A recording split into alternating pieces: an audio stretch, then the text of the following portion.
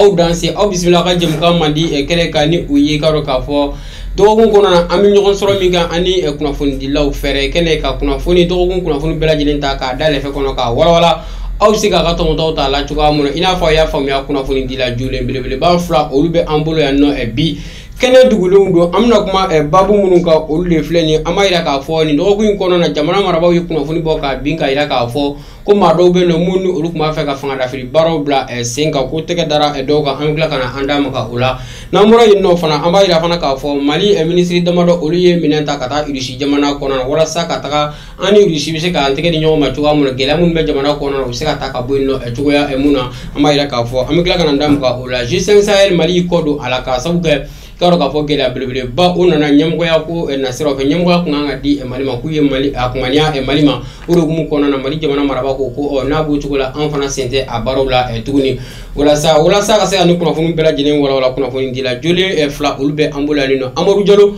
ale kuna funu dila ye kene duguleno amara mi fu dante folimina foli jaranye ma wero fo mais en plein vraiment on la même bela jelen fo ou ben nyamani wakati na usigaro la okay amaru jalo ale to mene ko flana ka gono musa konate ale fana bano ale kuna funu dila ye groupe media énergie la kene na énergie fm ani énergie digital Musa ambi fana fo dante folimina Musa ambi fo ambe nyima so fo kan flebo fo ami mamun be kan aname ambe u bela jelen fo ni watina ambi refo iga faso jo barala. OK, merci. Voilà, ina fanya fo nyana e chugo ya muna bi e babu koni e sabade be ambulu amna nendo mun nyonte ku wala aya fama so bla e chugo amna wala mai da fana ka fo anga jamana marabo ole kuna funi boka binka ke nini ntoko ku e damina wiye ka ira ka fo ko e kalo klitan ani kelen ka duguje aklitan ani la ko mato beno moni olu kuma fe ka fanga da fri baraw ke jamana e konana kuna funu dira ka keni entenendo no bena e mekalo klitan ani woroma gouvernement ay communiqué do gamini o ko ni baraw bela jelen kera anga e jamana jawarani suere e sanflana jamana maraba ko ko ka fo ko e minelu be e sena wa me wati mina iko e sisa ko ako ko ni joro gwanani e amashiba e wala amta musa konate ale fanflana musa ni fanga da fri bara ni wati ko nana ka akuma botani e sa mule famala Musa ninte balna koye barsa beba donc a fo gouvernement malien depuis fanga d'Afrique flana nkera anya ye ka fo ye tabulo muta a te bal maula donc ani dien maw kengerena ani français ou ya yira ka fo ko français de anga gela fambay donc ni jatemine ko la fo kana bla sisano ako kangalendo ani nyonchela la donc Assimi Goïta beba kalama ka fo faso jama ba ako sinon dien maw kengerena la français na jenyon fu yesida o yire kogoroma do wasa o pse ka kechugumna anya jatemine balna ta auna Putin mena hakli jiginde ke manumbe son kuma Putin ni Ukraine ka kele kera watimna bon maintenant oya jatemine ke ka fo bon maintenant olu fanga kontise ka se Putin na mais est-ce que o te ferete ko ka Putin éliminer o kuma o yere kumbe ka fo donc ni ko nu kerati parce que amba donc a fo France tchenche fuga jamana ani yoro muna ka marabulu kumbe farafina bolo kan bebe ki san Mali de ma o ba donc a fo ni Mali ntanya na jamana to be wuli an yere ba ka jatemine ke sano jamana chama bi mangam be ka wuli yensi sano ka sabuke o ka masako nu udo me jamana kono do nute donc beba kalama ka fo démocratie jamana na al to abu yere fe ubeta jamana munna na jamana ona dumbe wuli uga faso jama ngo be wuli ku nyininga munde be abe mo ga jamana kana mangambe ka wuli mangamanduye donc be a jatemene ka fo soutien populaire de be Assimi Goïta na o te se ka o te ka ke ko parce que Assimi Goïta to Assimi Goïta abe ka minke c'est-à-dire en rebise ka fo on ye indépendance clé moro bolen ko fe amayi ka fo ko ki jopan parampa ka ira France la ni de be ka ke wa ka kla ku gen ka ambassadeur gen ka bo o la ka G5 Sahel gen ka Barkan gen ka Tap Kuba gen ka kla tuni ka France ka interdit anga sanfela ni dugumala ko be interdit ala wa na be ka ko mun ke dugudugo na ko ke o bebe ka démasquer parce que folo musa ni moyen nun kunte donc fanga muni nana ni tu sako ke do bi yalonga boy iba so faso jama u kuna foni nete mina chama de bi sisa no bi kuna foni e la polique kosobe ori kama bela ko kuna foni ndo yoron kele mais folo iba so ko be ke par exemple ben misala ta sana on vle ni ba mbolo nyafa ba kini mbolo nyafa iba tan sana fin do be ke bon ko fin do biseka ke ibiseka kalo kele nyogona ke ubi kalo fla yani ba yan fe fanka ame mais sisa no iba so tan sana ko be ke rom na do Mali bere be ba kala donc o bɛ kɛ sababu ye bɛɛ bɛ wuli ka jɔ kɛ ani fɛn ninnu et puis min bɛna fanga d'Afrique hali ni Asimi bɔra yen u bɛna jɔn de mara ɲininkali gɛlɛn u bɛna jɔn de mara bon o ko bɛ gɛlɛya bon ni min bɔra ka kɛ ne ye kunnafoniw sɔrɔ mais ma sɔn dɔ in tulo la sumi k'a fɔ ko coup d'état tun bɛna kɛ yanni u kun ka communiqué bɔ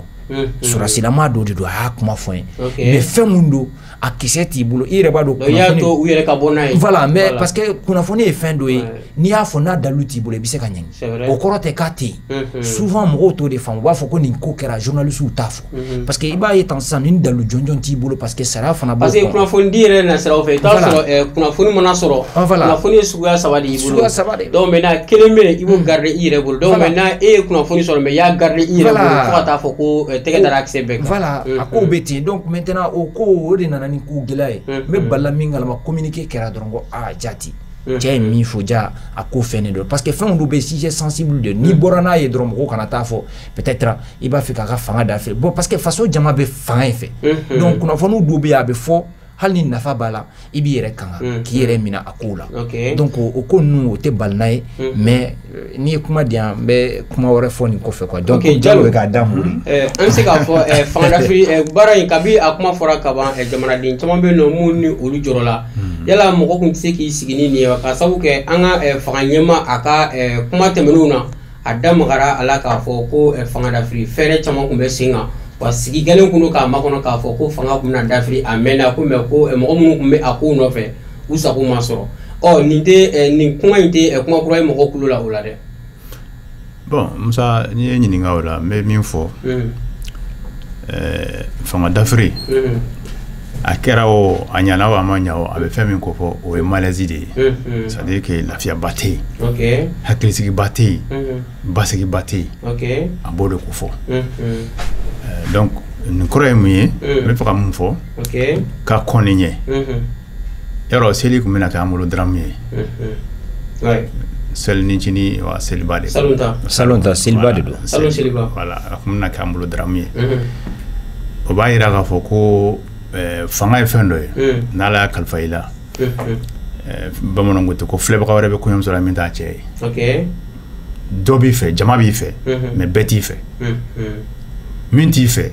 o fana jamana kɔnɔden dɔ i bɛ hakili to o détail la toujours u k'u hakili to o détail la ça veut dire que jamana tɛ dan minnu bɛ n fɛ dɔrɔn jamana tɛ se ka dan minnu b'i fɛ dɔrɔn n'i tor'o la i bɛ fili la et n'i tor'o la fana i b'i ka vie bila en danger Musa Traoré kun fɔrɔlen don koyi Musa kun bɛ masirannen don a kun masirannen yɛrɛ yɛrɛ k'a fɔ ko coup d'état kun bɛ kɛ Musa Traoré la a kun bɛ bali mɔgɔ caman na hali a don su coup d'état kɛra don min na Musa Traoré la a don su a y'a sɔrɔ ne bɛ bɔra a y'a sɔrɔ couvre-feu bɛ yen n bɛ bɔra dugu kɔnɔ n bɛ ka boli ka don so yanni couvre-feu wagati cɛ ne ni dɔ bɛnna o ni vitesse bɛ na de k'a fɔra ko coup d'état kɛra Musa Traoré la bɛɛ ko ko ko ye tiɲɛ ye a tigi ko tiɲɛ kɔni na ko n fana y'a mɛn o y'a sɔrɔ RFI y'a annoncé k'a sɔrɔ ko ma kɛ fɔlɔ mɔgɔw ka fɔ la mais a kɔni kun fɔra donc c'est pour dire que mais mun nana n'o ye i b'a dɔn Musa n'a ka fariya bɛɛ mɔgɔ 7 de ye Musa ka fanga défier mɔgɔ 7 jeune 7 Musa Keita n'a ka jama o yɛrɛ jamako tɛ AJDP jamako tɛ AJDP mɔgɔ 7 olu de Musa ka fanga défier et depuis ko ma jɔ bilen donc u k'u hakili to yɛrɛ la an bɛ yɔrɔ min na komi sisan jamana ka kalan jamana ka kalan kojugu malaise ba de bɛ yen n'u t'o dɔn u k'o dɔn malaise ba de bɛ yen parce que wagati ka gɛlɛn mɔgɔw ma wagati ka gɛlɛn o ye gɛlɛya dan ye dumuni ko ka gɛlɛn mɔgɔw ma siyɔrɔ ko ka gɛlɛn mɔgɔw ma o tɛ dɔwɛrɛ ye ni courant tigɛra kabako don donc malaise min bɛ yen faut que solution de ka ɲini o la k'a fɔ ko nin ko in kɛra k'a balila ne la bon a bɔra yɔrɔ min na o de sera ka balina dɔɔni a bɔra yɔrɔ min na voilà mɔgɔ minnu tɔgɔ fɔra ko la o de balina dɔɔni parce que ne bolo u n'olu bɛ ɲɔgɔn fɛ bon mais n'a fɔra ko u yɛrɛ dama ni ɲɔgɔn cɛ ko malaise bɛ se ka o point sɔrɔ o de y'a jɔrɔnama yɔrɔ ye donc il faut que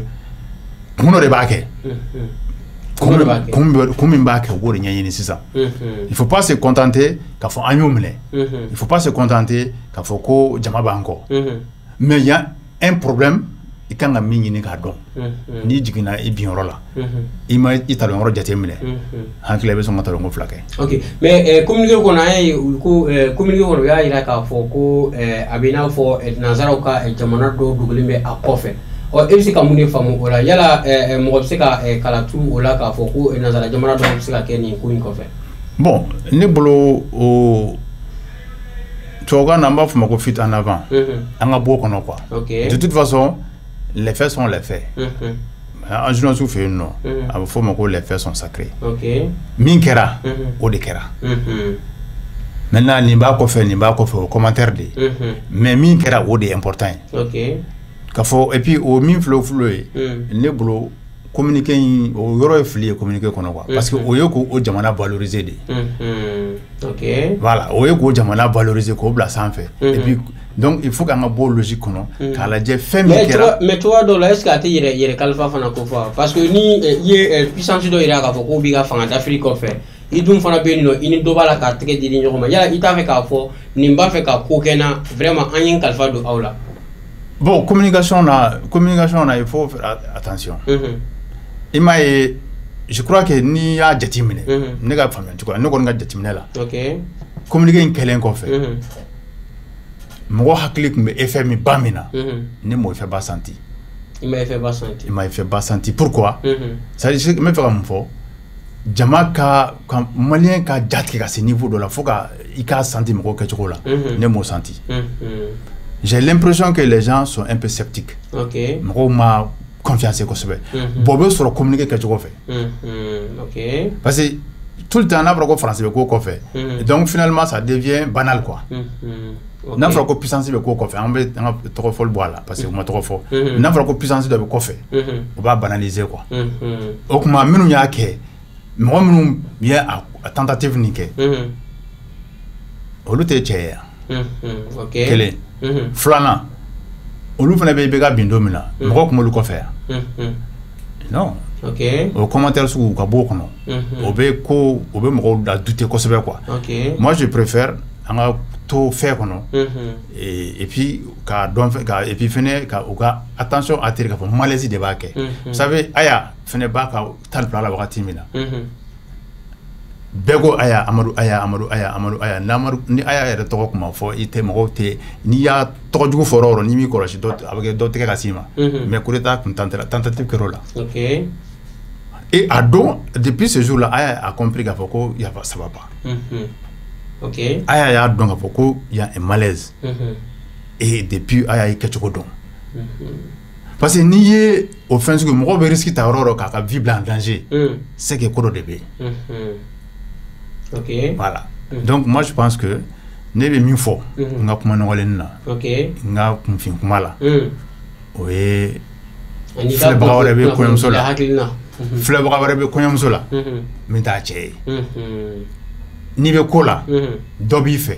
dɔ t'i fɛ hali Ala min ye diɲɛ dan i tɛ mɔgɔ 10 sɔrɔ min bɛɛ b'a fɔ ko n bɛ Ala fɛ prophète kira Mahamadu kisi ni nɛɛma b'a ye a b'a ka prophétie la a taara dugu dɔ la k'a bɛ taa prophétie kɛ o dugu la mɔgɔw y'a bon ni kabakuru ye a bonyana yɛrɛ hakili ma mais a labanna ko Ala ka yafa u ma ko parce que o ye fɛn min kɛ o t'a dɔn bon o bɛ pour tout simplement i mana kɛ cogo o cogo dɔ b'i fɛ dɔ t'i fɛ quoi il faut toujours composer avec ça maintenant min t'i fɛ kana a bila i kunkolo la k'a fɔ ko a tɛ jamana fɛ non a tɛ ele fɛ mais a n'a tɛ jamana fɛ non ça fait deux an bɛ k'o de entretenir ɲɔgɔn kunkolo la fasoden jugu c'est très dangereux Moribo y'a daminɛ fasoden jugu o fɛnɛ taara ni Moribo ye Musa Tarawele fɛnɛ ka wagati kun b'o de fɔ fasoden jugu mɔgɔ ka bɔ logique kɔnɔ quoi karisa tɛ n fɛ parce que a t'i ka tacogo e ka taabolo fɛ peut-être que hakilina dɔ b'ale la adamaden ni Ala ye bɛɛ da voilà Ala ye adamaden bɛɛ da adamaden tɛ komi bagan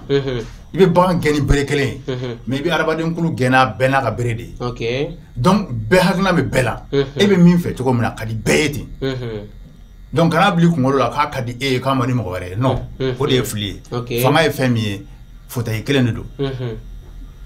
2002 élection la cɛ 20 ni kɔ de taara élection na 2013 la à peu près cɛ 10 kɔ olu de taara élection a bɛɛ bɛ mun nɔfɛ fauteuil kelen o sigilan kelen bɛɛ bɛ min nɔfɛ o bɛ e bolo e ko ko bɛɛ ka kɛ fɛ bɛ se ka kɛ cogo di o ka gɛlɛn ok donc maintenant Musa yala kuma o kuma ni gɛlɛya ye jamana sɔrɔ ka to ka i bolo ɲɛsin diɲɛ disi jamanaba dɔw ma k'a fɔ ko olu bɛ a kow kɔfɛ kuma o kuma a kuma b'a la ka to ka segin yala finalement a tɛna kɛ fɛn min ni a bɛna to jamanadenw hakili na majɛ minnu bɛ yen nɔ olu bɛ madogo ni o ye yala o ye fɛn min ni an kan ka kala tura la kuma bɛɛ bon kala bɛ tura la parce que diɲɛ rapport de force de diɲɛ tilala hakilinaw tɛ kelen ye nafa sɔrɔ siraw tɛ kelen taabolow tɛ kelen ni puissance dɔ ka intérêt tiɲɛ dɔ b'a ɲini ka i déstabiliser pour ka na n'a ka mɔgɔ ye an y'o kaw de ye Ukraine kelen n bɛ exemple ta a la président bɛ yen sisan nɔ o ye pro Russie dɔ de bɔ yen ka na n'o ye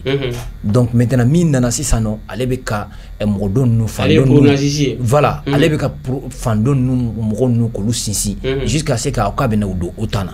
donc Poutine y'a jateminɛ o cogoya de la n'ale ma wuli dɔrɔn ko in bɛlɛnin tour de don a laban a bɛ na s'a ma n'i ye kuma min fɔ k'a fɔ ko bon maintenant diɲɛ maaw bon chaque fois k'o kuma ninnu fɔ coup d'état bɛɛ b'a kalama k'a fɔ a furadama anw fanfɛla la i b'a kalama n m'a fɔ u ma Faransi cité nin na dɛ mais n b'a dɔn k'a fɔ kuma bɛɛ Faransi bɛ fɛn a la hali olu yɛrɛ u ka kunnafoni di so n'o ye RFI ye dɛ Média d'Afrique n t'a dɔn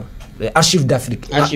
elle faut k'a bɛ min kɛ u ye fɛɛrɛ jugu ni dabali jugu minnu sigi sen na ka fangaw dafiri u yɛrɛ nana k'a ko fɛ u b'a témoigner parce qu'ils sont capables de tout k'a fɔ k'olu tɛ nin kɔfɛ u b'a kɔfɛ parce que misaliya ye jumɛn ye e gɛnna ka bɔ jamana na fɛn damadamaw de bɛ yen Faransi mi olu fɛn i n'a fɔ k'an ka sanfɛla pan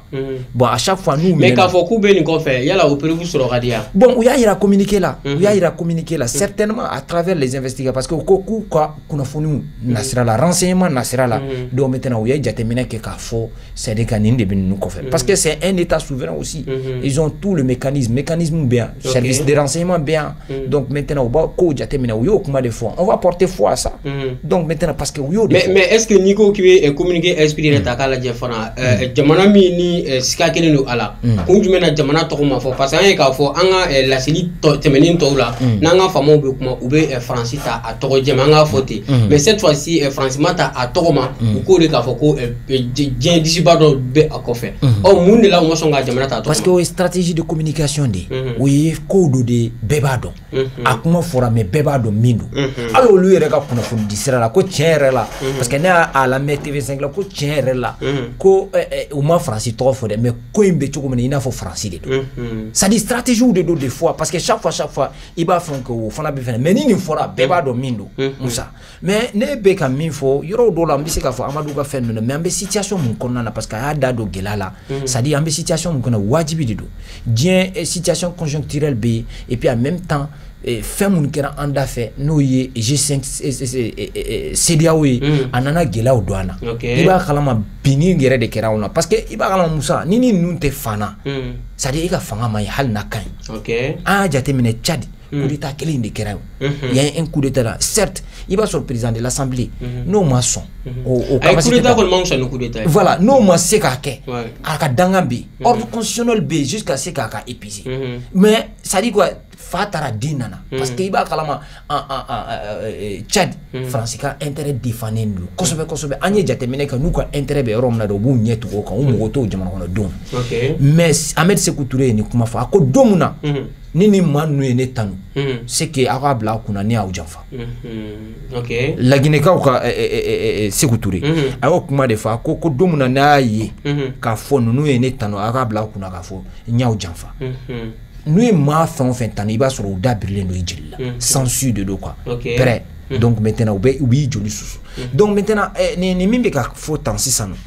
ne kɔni bɛ min fɔ c'est à dire quoi n'i ye fɛn ninnu nacogo ye fo ka n'a ten tentative ale yɛrɛ y'a da don a la seliba don o tun bɛ n'a kɛ lahiya ye a kun jumɛn na o y'a sɔrɔ a kangalen don a n'u ɲɔgɔn cɛ bon maintenant a bɔra nin la tentative de coup d'état o bɛ n'a fɛn cogo min na hali n'i y'a ye tan sisan nɔ selicinin na u ma taa seli misiriba la parce que nin fɛn ninnu alɛtiw de kɛra k'a yira fan bɛɛ walijugu caman na bɛnnen voilà k'ala bɛnnen don siga kelen don mais munna an tɛ se k'a fɔ ko nin kun don certainement o de kun don a jigintɔla kuluba dɔrɔn peut-être u bɛ se ka non u ma janya ɲɔgɔn na embuscade bɛ se ka kɛ fɛn wɛrɛ bɛ se ka kɛ bon Musa peut-être a échappé la o la o de kun bɛ na kɛ nin ni mɔgɔw b'i nɔfɛ u bɛ fɛɛrɛ de tigɛ an b'a éliminer yanni u k'u yɛrɛ sɔrɔ certainement parce que leadership tɛ kelen ye i b'a sɔrɔ transition fanga de don mais la façon dont Assimi est stratégie de don a ka kuma man ca parce que maa mun bɛ kuma i b'a ka fɛn de kan et puis a muɲunen don chaque fois n'a bɛ na fɛn mun kɛ i b'a sɔrɔ tan sisan a bɛ dalilu de sɔrɔ o kan ka sɔrɔ ka bɔ hali nin ko mun kɛra tan sisan nɔ bon maintenant o de bɛ k'u tɔɔrɔ hali an dafɛ dugu n'i y'a jateminɛ u ka kuma lasew la i b'a ye k'a fɔ fanga in bɛ Amadu ye parce que a tɛ k'olu yɛrɛ bila basigi kɔnɔ donc fɛn o fɛn bɛ se k'o yalon ka bɔ yen pour basigi ka kɛ olu ka fanga kɔnɔna na o b'o de laɲini k'a yira k'a fɔ bon maintenant an mana fanga dafiri kɛ cogo o cogo an b'a yira o la k'a fɔ nin bɛ yen. Ok mais Jalo ka kuma kɔnɔna na ale y'a yira k'a fɔ n'i y'a mɛn ko sisi bɔra tasuma de bɛ yen nɔ fana yala ni taa ni ka segin fanga dafiri wali munna bila sen an ye a bɔ a ma an y'a bɔ a ma an y'a bɔ a ma parce que n t'a siɲɛ fɔlɔ ye a yira k'a fɔ ko dɔw fana kun fɛɛrɛ kun bilara sen kan mais jamana marabaaw ye o ko mada ka sɔrɔ a ma taga yɔrɔ jan donc maintenant yala mun de kan ka kɛ sisan pour que jamana bɛ se ka basigi parce que n'i y'a mɛn k'a fɔ ko fanga dafiri baara kɔni bɛ sen na o b'a yira peut-être majɛ bɛ yɔrɔ dɔw fana la. Musa Manifin ka ko tilennen tɛ à 100% mais n'i ye jiginna ka sondage kɛ bien vrai que gɛlɛya bɛ yen bɛɛ b'a dɔn k'a fɔ dumuni tɛ ka sɔrɔ baara ko gɛlɛyalen don baara caman tiɲɛnen don maaw y'o jateminɛ observateur jateminɛ kelen don o la n'i ye maliyɛnw ɲininka hali sisan nɔ rapport dɔ bɔra tan sisan nɔ kɔrɔɲɛ fɛn fɛn alimanw ka institut de recherche dɔ de don a tɔgɔ tɛ n kɔnɔ ten voilà a ye an ka kɛlɛkɛbolo ninnu na ko n'i ye maaw ta 100 o 100 70 y'a yira k'a fɔ ko nimisi wasalen don à 100%. Fondation Frédéric Ebert. Voilà, Fondation Frédéric Ebert. K'u y'a yira o ye kɛlɛ bɛ yɔrɔ mun na dɛ mankan bɛ yɔrɔ mun na u taara u y'u ɲininka ne ka fɛn tɛ o ye nanzaraw yɛrɛ ka fɛn de olu y'o enquête kɛ enquête résultat bɔra k'a yira k'a fɔ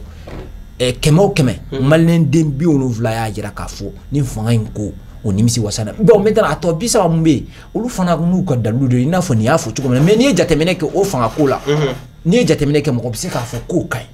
parce que hali jamana ba minnu bɛ yen n'u bɛ marali kɛ u ka marali c'est pas 100% mais ni jama fanba y'a yira k'a fɔ a b'a la a bɛ fɔ k'o fanga ka ɲi o dɔrɔn de don sinon majɛw b'a la a ye min fɔ gɛlɛyaw b'a la mais n'i y'a situation expliquer a b'a kun bɔ parce que fɛn caman kɛlen don k'an sɛgɛrɛ n'i ko k'i bɛ yɛlɛma bolo da ou bien ka taabolo kɔrɔ k'i b'o bila olu fana bɛ n'u ka dɛmɛ parce que olu tɛ ni i ka sira kura in ta parce que u t'olu arranger donc i b'o bila waati min na k'a fɔ k'i bɛ sira wɛrɛ ta donc gɛlɛyaw bɛ y'a la donc an bɛ phase de transition de la donc a ko man nɔgɔ transhumance an bɛ bɔ yɔrɔ dɔ la ka taa yɔrɔ dɔ la mais o falen mun bɛ ka kɛ sira la c'est à dire quoi gɛlɛyaw bɛ yen c'est à dire quoi a ka gɛlɛn quoi a ka gɛlɛn bon comme an ka babu filanan bɛ na don a la fɛɛrɛw bɛ ka tigɛ fana o gɛlɛyaw la dɔɔni dɔɔni mais comme i y'a kuma fɔ i ka kuma daminɛw la parce que an ka ministres dɔw taara Irisi jamana donc maintenant Jalo an bɛ se k'a fɔ nin fɛɛrɛ ninnu bilara sen kan mais an ka politique mɔgɔ classe politique olu ka réaction e y'a ye cogo di. Bon o ye réaction normale de c'est-à-dire que n'u ko kɛra politique mɔgɔw bɛ réaction kɛ mais a réaction i b'a sincérité fana analyser quoi condamnation de forme et de principe ani condamnation de fond o ye fila ye quoi voilà moi je préfère toujours rester un peu prudent nga analyse là parce que n'o kɛra ko mana kɛ cogo o cogo porte de sortie de bolo quoi voilà mais être trop parce que cadre d'échange mɔgɔw ka communiquer kɔnɔna effectivement olu ye a condamné mais u tilara k'a fɔ tuguni k'u b'a ɲini jamana ɲɛmɔgɔw fɛ k'u ka kalata labɛn joona ko ka fanga sigi civil voilà donc ça veut dire que condamnation de principe bɛ yen mais de fond n'i y'a analyser hakilina wɛrɛw bɛ se ka kɛ kow la bon o de kama n bɛ k'a fɔ filɛbaga wɛrɛ bɛ kɔɲɔmuso la min t'a cɛ ye vous savez le premier ministre actuel fanga ɲɛmaaya la bi plateau caman kan ale yɛrɛ tun b'a fɔ ko maliyɛn autorité minnu tɛmɛna k'olu kɛlen bɛ ka ko bɛɛ lataa faransi kan ko u b'u ka faiblesse u ka incompétence dogo ni faransi tɔgɔ ye bon n'a fɔra ko bibi in na fɛnɛ halisa o autorité dalajigi dala yɛlɛ o kuma kelen de fɛnɛ b'olu fɛnɛ da parce que kuma kun yɛrɛ de ye mɔgɔ kan k'i yɛrɛ ɲininka o kuma o faransi ko in ye jumɛn de finalement an tɛ bɔ o kɔnɔ ten sa an population k'a fɔ a bɛnnen bɛ anw da mais fanga kalifalen bɛ e min na e mɔgɔ jigi e ni e bɛ ka mɔgɔ wɛrɛ ɲini ka i ka ko justifier o de kama an bɛ fan ɲini waati mun na an k'an janto a dala kan na parce que a kuma bɛ se ka an minɛ sini voilà c'est à dire que a bɛ parce que kunun an y'a ye k'a fɔ effectivement Choguel ye o kɛlɛba kɛ a ko k'a fɔ Ibrahim Boubacar Keïta la ma ɲinɛ a tun bɛ fanga la waati mun na ko u mana dɛsɛ yɔrɔ o yɔrɔ k'u bɛ kule de ko Faransi ko Faransi nɔ t'a bɛɛ ko an yɛrɛ nɔ b'a la. Bon maintenant olu ni fanga ala ye fanga kalifa u la bi moi je pense que an ka dɔɔni u ka jateminɛ quoi. On est en face là. Nous population là hakili b'an fɛnɛ la quoi. OK. Ni ala ye fanga kalifa i la fanga ye garijɛgɛ ye mais on est le plus intelligent n'o tɛ kelen le plus rusé n'o tɛ kelen. OK. Mɔgɔninfin f'i k'a bila i kunkolo la i bɛ yen cogo min mɔgɔ wɛrɛ bɛ yen ten tɔ maintenant logique dɔ bɛ yen an ka bɔ o kɔnɔ ten an ka jamana kɔnɔdenw respecter un peu vous savez c'est pour cette raison ne ka jateminɛ la événement in annoncé len a kun ka émule min kɛ vous savez a y'a ka coup d'état ko kuma fɔli a y'a la jama girinna cogo min population tɔɔrɔ a ye population tɔɔrɔ cogo min na i m'o senti nin na en tout cas ne m'a senti. OK. Ça veut dire qu'il y a un malaise. Je vais insister sur les gars. Il y a un malaise. OK. Malaise min be faut ka fura ɲini o la a tɛ ka fɔ ko an tɛ ase min fɛ o mais i tɛ se ka kɛ mɔgɔ fɛ ka tila k'a fɔ ko défaut bɛ yen nɔ k'i bɛ ɲɛ tugu o kan n'i y'o kɛ i t'ale tigi fɛ o. alors yɛrɛ Jalo ɲininkali fana bɛ kɛ coup d'état tun bɛna kɛ kalo tile 11 ka dugu ja a tile 12 la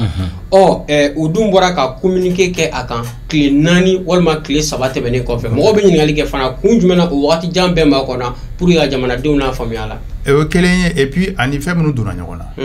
ani généraux minnu donna ɲɔgɔn na. OK. O fila événement fila tɛ se ka bɔ ɲɔgɔn na o communicationnellement i tɛ se k'olu bɔ ɲɔgɔn na o. OK. On est obligé toujours en communication on est obligé toujours ka recoupement kɛ ka lien ɲini u ni ɲɔgɔn cɛ et forcément lien bɛ sɔrɔ u ni ɲɔgɔn cɛ. OK. Forcément lien bɛ sɔrɔ u ni ɲɔgɔn cɛ. Parce que i ma mɔgɔ minnu minɛna Darabo Bemba ani colonel minnu fɔra ni 2013 officiel minnu ye coup d'état kɛ ATT la c'est les mêmes branchements. OK. C'est les mêmes hommes. C'est les mêmes groupes. OK. Au groupe kelen na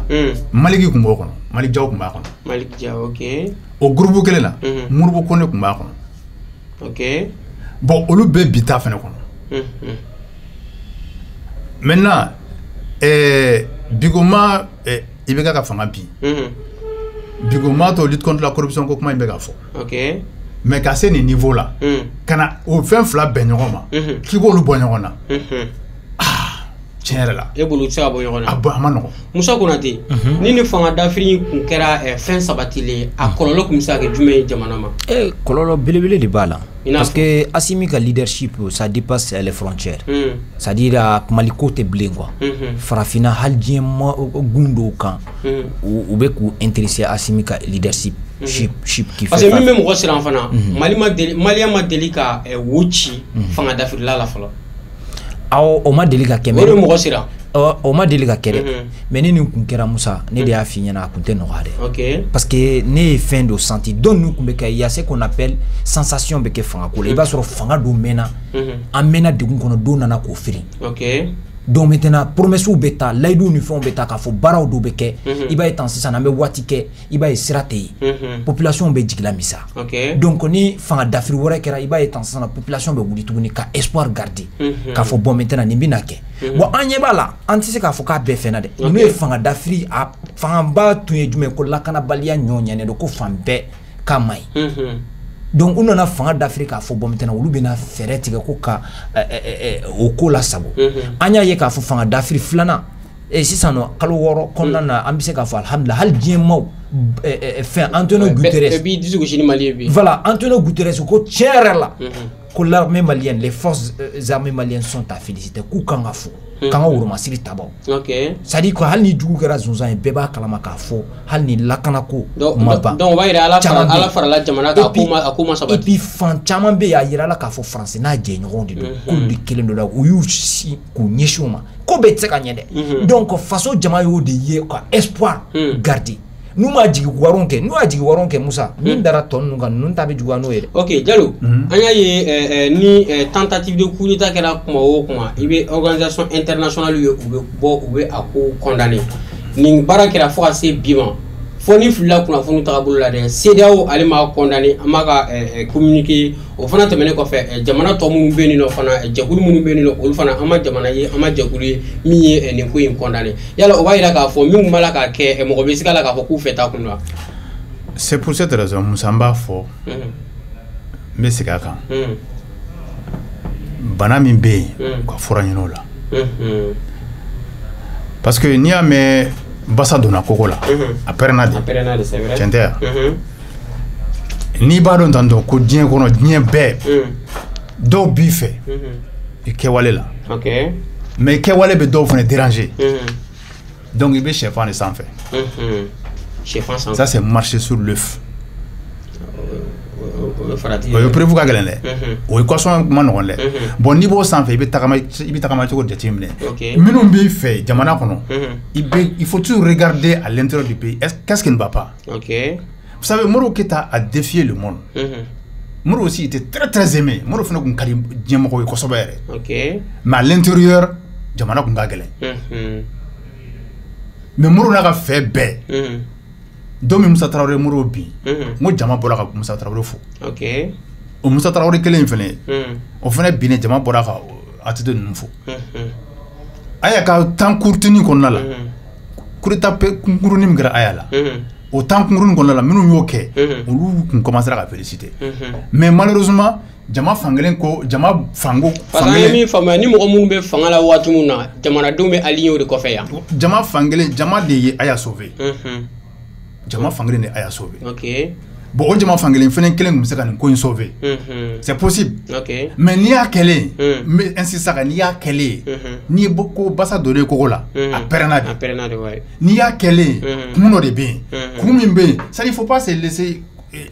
faut pas se laisser enduler n ka di jama ye n ka di i ka di mɔgɔw ye o i ma di mɔgɔ i tɛ to ye o e bɛ ɲɛfɛ e kelen bɛ ɲɛfɛ Musa ni e ma di kɔfɛ mɔgɔw i bɛ to yan n'i y'a bɛ i bɛ ɲɛfɛ n ko dɔw de bɛ kɔfɛ minnu bɛ kɔfɛ olu bɛ parce que a ka di u ka to ɲɛfɛ bon n'i y'a ye i bɛ ɲɛfɛ i ka di mɔgɔw wele i ka di mɔgɔw ye d'accord mais ça veut pas dire que problème tɛ yen problème bɛ yen donc ɲaga ɲini problème i bɛ solution de ɲini problème na fɔlɔ maintenant mais problème yɛrɛ ye min ye problème yɛrɛ belebeleba ye min ye bi minnu bɛ sanfɛ bi moi faut te jamana fɛ dɛ mais problème bɛɛ réglé bɛ ka bila ko la sécurité d'accord la sécurité mais le pays ne vit pas que seulement de la sécurité ko wɛrɛw bɛ yen adamaden f'an ka dumuni kɛ do faut tɛ se k'o bali o c'est vrai il faut dumunikɛyɔrɔw problème bɛ dumunikɛyɔrɔ la tun an y'o fɔ plateau in kan ka caya mais il faut k'a ka fɔ fɛnɛ u k'a faamuya k'a fɔ ko problème bɛ yen o de b'a to u bɛ solution ɲini a la mais n'an bɛɛ tora to kan jama b'u fɛ voilà nka problème bɛ yen mais problème bɛ yen il faut que solution de bɛ ɲini n'i y'a ye i bɛ ɲɛfɛ n'i y'a ye ɲɛmɔgɔ ye c'est que i bɛ ka problème dɔ de gérer Musa Bɔka Sarasi o de fɔ a ka kuma la le responsable est fait pour prendre des décisions difficiles il y a des décisions difficiles à prendre o décisions difficiles prendre ye mun ye aujourd'hui bi bi in na kuranko ta gamu kan gɛlɛya bɛ yen a sera mɔgɔ ko fɔ o gɛlɛya bɛ yen mɔgɔ m'o fɔ o gɛlɛya bɛ yen gasoil ko don o gɛlɛya bɛ yen gasoil ko tɛ o gɛlɛya bɛ yen la période de chaleur là c'est une période de pic pour l'énergie depuis des décennies donc toli nana tɔgɔ da datugu voilà o pic bɛ yen depuis des décennies pic bɛ yen et depuis Musa Traoré ka wagati a pic bɛ yen mais jusqu'à présent solution ma se ka sɔrɔ a la et jusqu'à présent solution ma se ka sɔrɔ gɛlɛya minnu bɛ yen u ka solution ɲini olu la o solution ka ɲini o gɛlɛyaw la hali ni solution tɛ yen au moins jigisigi kumaw ka kɛ yen jigisigi kow ka kɛ yen. ok Jalo nin dɔgɔkun in kɔnɔna na fana nin wale bɛɛ tɛmɛnen kɔfɛ fangadafili kuma in fɔlen kɔfɛla na ka bɔ yen nɔ an ye k'a fɔ an ka délégation ministérielle dɔ tagara Irisi jamana kɔnɔna na donc maintenant u ni Irisi ɲɛmɔgɔw tagara sigi ka kuma pour que u se ka fɛɛrɛ sɔrɔ gɛlɛya dɔw la yala haminako min bɛ e la jamana marabaaw t'a fɛ ka o ko ta o tɛ kɛ fila la ni an ko k'an ma sinsin ni visite in kan. Bon, vous savez, transition ni pouvoir normal tɛ kelen ye. Ok. N'i ye ko gɛlɛyalen bi olu yɛrɛ bolo transition bɛ yen ni kana bɔ transition mission kɔnɔ ka don régime normal mission kɔnɔ. Ok, cogo di? Plateau kelen in kan yan nɔ an y'a fɔ gɛlɛya bɛ yen o de y'a to i bɛ ka binna. Ok. Réforme de kan ka kɛ pour que ko dɔ au moins coup d'état ka se ka bali. Mais réforme ni diɲɛmɔgɔ opposé len b'o la. Ok. N'est-ce pas? Maintenant, ni ko gala, kasi bolo niveau dollar. Ok. Il peut porte de sortie de Nini. Parce que seul Descartes va faire comme là. Oui, Francis, philosophe d'oeil. Que seul on ne peut pas porter les charges du monde. Ok. Ma quelle est la bien donnée bêta. Il veut se qui se corrige. Il se corrige mieux. Ok. Il peut dans là. Oui, moyen. Transition. Fang, il veut que fanga binani comme nous ni oye ko mara chukuchuku ni oye réforme make ka élection ke kanye ni oye jamana ere tableau be kam rosran la kanate ok a saba problème saba le ba saba là kelen sera gagné ok en tout cas be gagné o la kanasra mais na la kanasra o nyaye to oni boli transition kono de bela ben ok parce que amega ta phase mais c'est ça donc maintenant transition mais sera franc à bla développement voilà parce que regarde fait no be no ça no mo chamanto jatimne Mali bibi na yi coopération joni ro chamaye ka anya sin Russie trompé ma ok c'est une très bonne chose moro keta wori ke ça a été une très bonne chose un moment mais après on a ni gele abaye ok moro keta ma Fokata fanga d'Afrique. Mo chama ga ko France ma moro la binde. France ma moro bi. Mala min tawre min fa yana classique no. Mba to ko fo passer aya fa yana ama fa yana journaliste kada fa yana kanto étudiant la. En quoi mo ka be mo chama yana ko France de moro la bi ko France kun saka moro la soro wakati. Ah bon? France n'avait aucun moyen d'atteindre Moribo. Comme Moribo ni reçu de Carla nyona. Parce que wakati Russie ni Chine on le fait blague nyona Russie la communiste la Chine communiste maintenant Staline Salé ko fait Staline Salé ko fait Russie ni chinois farla blague nyona parce que Russie mo bolo Staline ko tienta baga ouye srabla donc Russie ni chinois fora nyongo Russie ni chinois bora nyonga a wakati OK. Maintenant, c'était le moment de choisir aussi pour Moribo. Moribo a glissé timidement vers le côté des Chinois. On m'a berçu. Ça, c'est un détail qui m'a chamate min kalam. On m'a berçu. Donc, Kurita min kera contre Moribo. Russie a suscité le bal, l'Américain a suscité le bal. Mais français possibilité faut qu'on français pour le wakati ka Moribo la so. A konu jaroui. OK. Ah, les révélations parce que chamate min kalam. Bon. Maintenant, on est au phase de nyona kono. C'est le moment de choix stratégique. Et les choix stratégiques. Mais au tagali na fa ça. Le choix stratégique na fa be se ka kala. Mais en Russie la ka janko jugu. En ka janko jugu. Jaka jan kroko jitamlo. On n'a pas d'accès à la mer. OK. On n'a pas de porte de sortie vers la mer. Imaginez Mauritanie, CEDEAO, Côte d'Ivoire, ni Sénégal, formé là comme là. Mauritanie, Sénégal, Guinée, ça peut arriver un jour. Ouais. Donc, lié avec ça, avion. Et avion, mais Djamana doit être survolé. Nous, le Djamana, on a avec Galéa, quoi. Donc, il faut être stratégique. OK. Donc maintenant, moi je pense que c'est une très bonne chose. Mais hal sa nga hakli jagabo. Amana ta du souffle parce que amaro na sa mali ta ko leme du sukoy. Du sukolo kay abe mo deme. OK. Mais hakli ba dafa. OK, Moussa Konate anya ye la sigi famba abolila munga abe Sénégal ko foni obe agriculture. O tɛmɛnen kɔfɛ na ka bɔ yen nɔ kuranko o kuma sɛbɛkɔrɔ kɛra u ni ɲɔgɔn cɛ o fana tɛmɛnen kɔfɛ na ka bɔ yen nɔ lakana ko na siraw fɛ o min ni o baaraw bɛ senna jamana kɔnɔna na kaban kuma bolila o kan kosɛbɛ tajiko kuma fanba bolila o fana kan tuguni da dumuni ko kuma fanba bolila olu fana kan tuguni yala ninnu tɛ domaine min ni malidenw b'a la ka hami n'u ye an bɛ wagati min na ko sisan mɔgɔ bɛ se k'i sigi ka jaabi jɔnjɔn sɔrɔ Russie taga in kɔfɛ yan. Jabi jonjon be sɔrɔ parce que a bɛ fɔ nin de ma ko les services sociaux de base n'olu assurélen don jamana bɛ sigi a sen kan o ye manifinya taabolo ye bi an bɛ se k'a fɔ taji ye balo ye parce que fɛn bɛɛ bɛ kɛ i b'a kalama ni dugu jɛra bɛɛ bɛ taji de k'i ka fɛn na ka taa nasɔngɔ ɲini ka mouvement ninnu fɛnw kɛ donc n'o tɛ yen a ka gɛlɛn dugu yɛrɛ paralysé don ka kɛ ni o wale ye voilà donc maintenant n'a fɔra o tɛ yen a bɛ mɔgɔw c'est-à-dire quoi fin et puis n'a sɔrɔla son modèle do fana na a bɛ jouer économie kan bon an maaw taara ka sanga ni jumɛn ye parce que an kun bɛ min sɔrɔ u ka fɛn ravitaillement na parce que an ka mɔgɔw kun bɛ taa o approvisionner yen de donc par rapport à ça donc a gɛlɛyaw nana don a la bon groupement professionnel de pétrole du Mali bon ne taara olu ka lajɛrɛ dɔ la u y'a yira k'a fɔ ko diɲɛ kɔnɔ n'a sɔrɔ kɛmɛ o kɛmɛ taji min bɛ na anw fɛ 40 o bɛ bɔ Russie la a y'o de yira bon ko kɛlɛ in kɔnɔna na k'a nana gɛlɛyaba de don a kɔnɔna la bon an ka jamana faamaw bɛ taa ka taa yiriw la bon tiɲɛ don aw ni ninnu bɛ kɛlɛ la tiɲɛ don aw bɛ nin na mais anw mago bɛ nin na parce que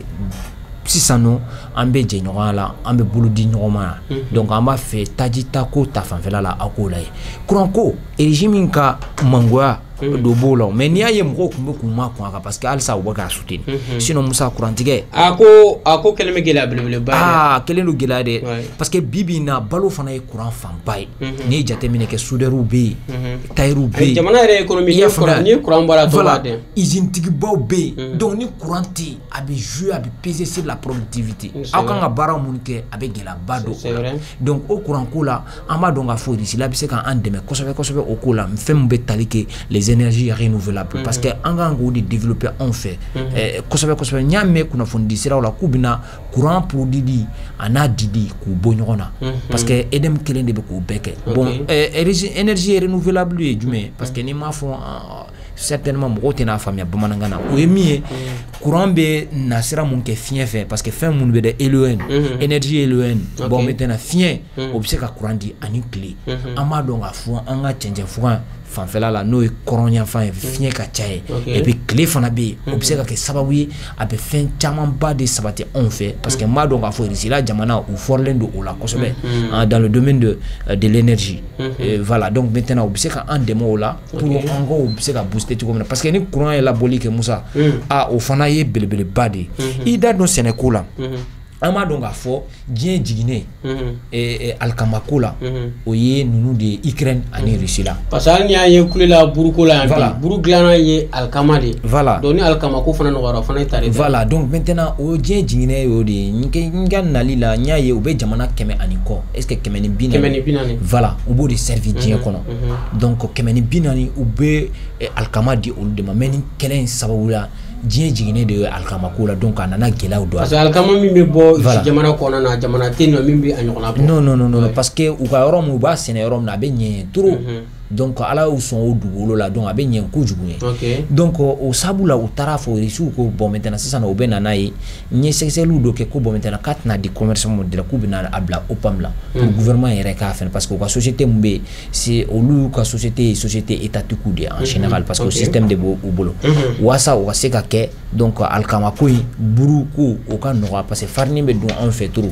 donc i mana fɛn nin san hali n'i ye farine san i bɛ buru sɔ buru i y'a faamuya buru yɛrɛ bɛ consommer anw fɛ ni malo bɔra yen dɔrɔn fɛn min bɛ consommer ni fɛn bɛɛ ye o ye buru de ye Mali la donc o ko bɛ i t'a dɔn sɛnɛko la parce que an nana faamu k'a fɔ n'an m'an sinsin sɛnɛko la ka autosuffisance alimentaire k'o labɔli k'o la a ma nɔgɔn parce que diɲɛ bɛ ka taa cogo min na a bɛ ka gɛlɛya kɛlɛw bɛ ka na dɔw yɛrɛ hami minnu bɛ jamanadenw na jamana ɲɛmɔgɔ kɛlen bɛ ka u ɲɛsin voilà u bɛ k'u ɲɛsin o ma parce que Russie k'an dɛmɛ sur voilà parce que n'o ma kɛ Musa a bɛ gɛlɛya a bɛ gɛlɛya kojugu donc n'i ye jateminɛ kɛ o la donc sɛnɛko in an kan k'o don ba la surtout samiya bɛna daminɛ ka fɛɛrɛ tigɛ ka sɛnɛba kɛ parce que ni i ka sɛnɛfɛnw y'i labɔ a bɛ dɔ bɔ gɛlɛya la mais n'a fɔra ko e bɛ fɛn mun sɛnɛ a t'i labɔ chaque fois a bɛna kɔfɛ a bɛna ka bɔ kɔfɛ dɛ gɛlɛya mun b'a la bɛɛ bɛna dɛ i da don pétrole ko la n'o ye taji ko la taji ko bɛɛ b'a dɔn k'a fɔ Russie la fana a ɲɔgɔn to o la parce que bɛɛ b'a kalama ara mun bɛ ka kɛ anw fɛ a bɛ ka kɛ Europe n'o ye Europe dugu ninnu France ni Espagne ni fɛn ninnu olu fana a gɛlɛyalen don ba de lo parce que olu y'a essayé k'u bɛ sanction kɛ Poutine y'a ta juguya n'u ta a ko sisan nɔ n'u ma taa ni fɛn k'a fɔ k'u bɛ sanni kɛ et ou ka rouble ou ka war la no irisi la war parce que fala ko be ke dollar de ko bon maintenant aller fana ka fin Gazprom ibna san ou yere ka war de voilà ou yere ka war ni to ke wa te sani ko ulu fana ko ta ke et ite fait mun ke o ya sura bi bolo de donc a gelara ka gela anyebe entreprise do la ulu tara ou ka compte ou daile rouble allemand ou ya yera ka fo ulu tala donc an ma tara ka négociation ke parce que gasoil gelalendo gasoil famba be boyinde al na sur essence be do gasoil gelalendo parce que machine fin chama be ina fo groupe ni fond chama be ulu be marché gasoil de là donc tara o négociation de que pour que anga soroda ou ka continuer ka marcher parce que ulu mesure urgente donc ou tara o yo délégation de former parce que diende ni kan fallait c'est meilleur yiri donc o RD Kadhafi ina fo ni afo chiko na bi kono ka fo kibe dien dunta ni ma stratégie que dura bi kila donc Kadhafi kumbolo tellement il était sûr de lui akun dalemba era la bon maintenant o de a fait ale ma semero ni a era la jona o de yake mais stratégiquement am se ka fo on be ka ta choko na parce que ni fana te kete en ta choko parce que négociation fana be ka ke parce que ayera ka fo que pétrole ba on fait gaz ba on fait il y a fin chama de bi donc négociation ça mine ko la ko mine ko kuma buda mine ko kuma be donc on amena olu ko ke ani risi la wa ni fana la luta ka fo ko olu bala ka ou engagement mununta ko engagement ko bena fere ke ka ula waleya voilà tiliala pour que Mali bi se ka lafia donc voilà o ko nu be na ke donc am se ka fo tare bon no gaz bon ni fait nous qui a oube do fra ici fra ka domination ka parce que France fana ko oube basé de taw de nina donc oni menaka fanfela la parce que iranien be ko oube kidal fanfela la il y a ce qu'on appelle eau douce c'est à dire que jimbe kidal yoro a ji na fa ka bo a réserve ka bon kojugu parce que ji ko manki be Europe mais no fra mo ya be boya wa hakima ji sanuma ame ji muna ala ka ji nyami tala fo itala o ji obe soro yene obe apo bon maintenant ni bo mi obe do fara ga kenya ka bon fin jamana de be o kan ga bo donc maintenant Diallo ko Diallo ga bla kuna ko jamana en ka mina ja parce que nyeba la joro le ko be ni a jodu de parce que jamana dembe ga nga joro mais ni akli sigi fana gara o fana be ako mais Diallo ni ango ambe Ablaye Diop aka kuma ta ka laje ay kuma munu ke ilusi jamana ko nana ayi ayira ka fo ko kuma ni kuma wo kuma ni jamana yesi ka fo ko abe aka yira ma horoya sira yira ki ba yi ka fo ko je jamana bilbil ba do be no ku ba fo ku be na ferosi senga ka bisi basa do u ka baraw ta kabulu la ayi sinzi fanga da fri bara meni o kuma fora na ko o fo ikaro ka fo Sergei Lavrov nyana ni aliye Russie ministre mi ga bara chez ka jamana wore te ko nyoma o ale fana ko la ka fo ko una ferosi senga ko parce que ko kuma wo kuma jamana mu nu ka yira ma horoya bu bulu ku bali u ka ketawla ku bali u haklintala ku bali u terinyini fana ula ko fana tunu sigi ka ko laje yala o ta yira ka fo France ani Russie u lama be soro ka nyogo soro an ga jamana ko na do na tawla bon akuma be se ka fo mais ne bolo ce n'est pas envisageable ce n'est pas envisageable ne bolo wara tsikake ne bolo tsikake ateke n'a be ke akuma ke depuis moro ka wakati ama se ka ko la wakati mina ça non c'est pas possible atsikake non et puis me quelle info ça ça veut dire dominer beaucoup ma fo quoi Alamadiya be ten wa ibe dominer beaucoup ma de fo quoi OK mais on ne kuma tienti quelqu'un quoi ne bora ka rappel minge sisa no kara 1968 ça veut mo mi coup d'état in la ben moro ketala ibe SNJ do SNJ awo service national des jeunes au directeur folo OK mo mi kara directeur folo Abdourahmane Diallo colonel Abdourahmane Diallo coup d'état initiative borale de là OK contre Moribo on a la tire bon a détail ka chantna do bela mais min fo wakati Moribo sobora irislala ki so gre chinois la reçu ya coup d'état la bena kati kango reçu senga OK ils n'ont rien fait pour empêcher contre Moribo OK Moribo était très puissant ka foko Moribo service de renseignement était très efficace mais coup d'état la bena au Moribo umaye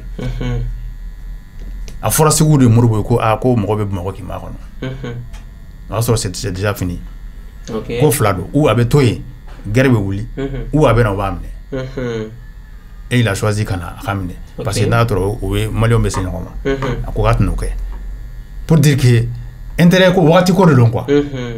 ça dit bien kuma ka di Kadhafi il reçu ni Kadhafi ngadi reçu famille frère Kadhafi ma battre à côté mais reçu Kadhafi tout américain bro donc voilà alna ani amtra anga janto moi je dis simplement ame fazi mina c'est ça mimbe en sauver anga frère beke minnu be transition na bi élection ka ke ko mo ko kada fangala minu ka ko la kelen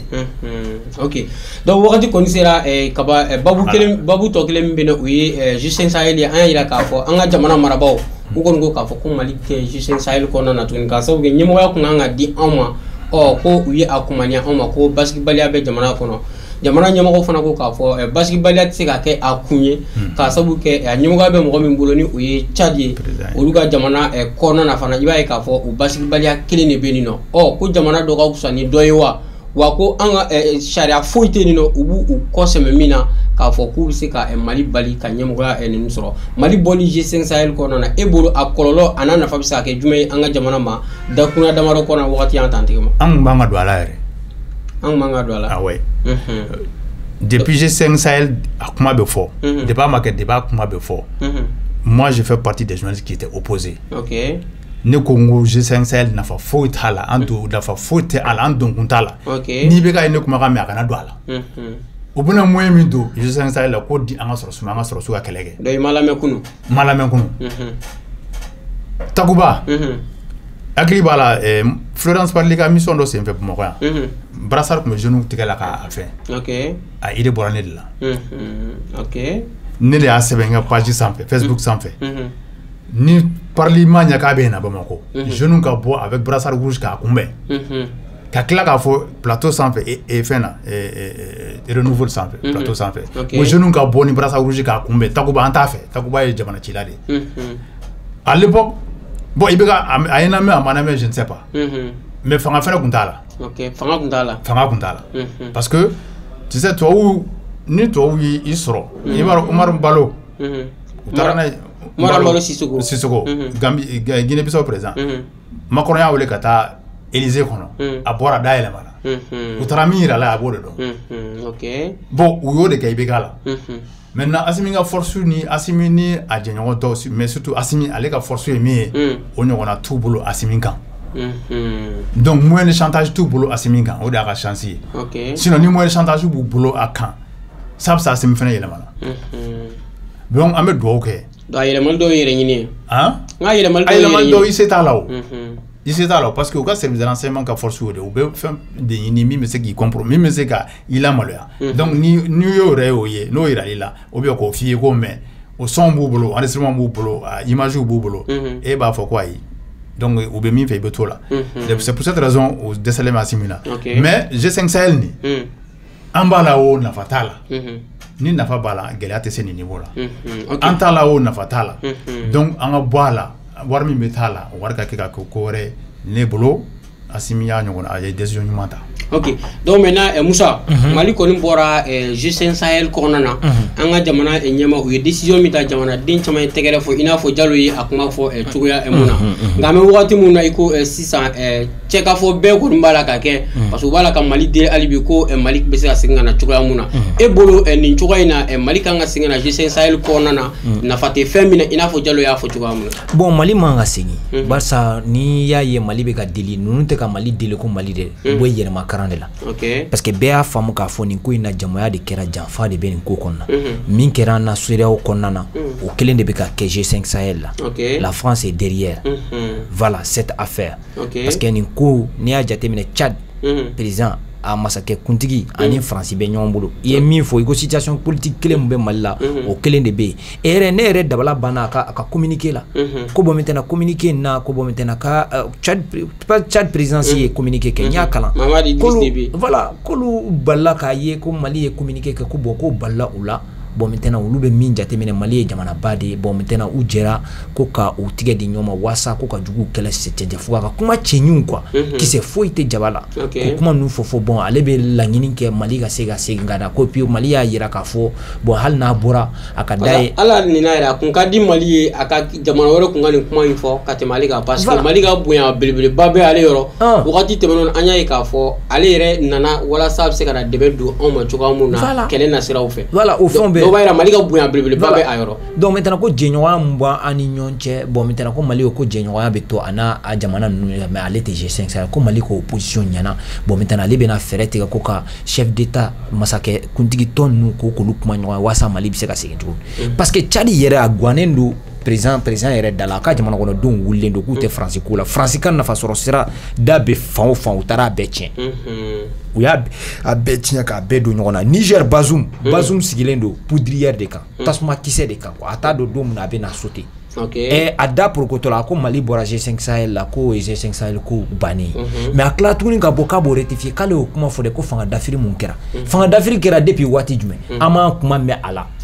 ni sisan tɛ donc maintenant a y'a essayer k'a bɛ c'est à dire quoi hali kuma dɔw la u bɛ kuma mun fɔ u t'a dɔn yɛrɛ u bɛ min fɔ quoi parce que ni mɛnna janda la i b'i yɛrɛ ɲininka jan kɔnɔ donc maintenant kuma yɛrɛ i ka kuma kuncɛ kuma wagati sera bon ok foli de ta n'u Musa an b'o o ɲɛsin an filɛbagaw n'an lamɛnnikɛjɛkuluw bɛɛ lajɛlen k'i yɛrɛ fo Musa i ka wulikajɔ i ka bi thème a b'a kun bɔ k'an baro ɲɔgɔn fo n'o ye Jalo ye Amadou Jalo kɔrɔkɛba